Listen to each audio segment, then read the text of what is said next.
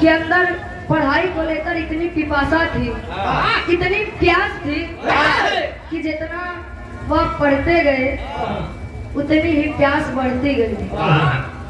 आज की सच्चाई आप लोग जान लीजिए कि 100% में 75% बच्चे स्कूल में सिर्फ और सिर्फ टाइम पास करने जाते हैं।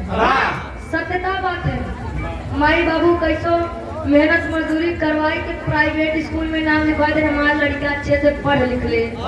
जवन गरीबी हम देखे आगे चल के वो न देखे, लड़का होता सब नहीं समझ के जाए कि हमारा टाइम पास।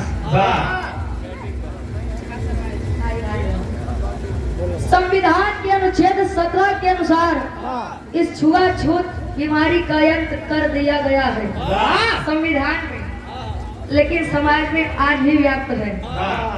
समझने वाले समझेंगे, बुद्धिजीवी लोग बैठे हैं, ज्यादा बताने की जरूरत नहीं है। अंतरा के दूसरे अंताल में कवि जी बता रहे हैं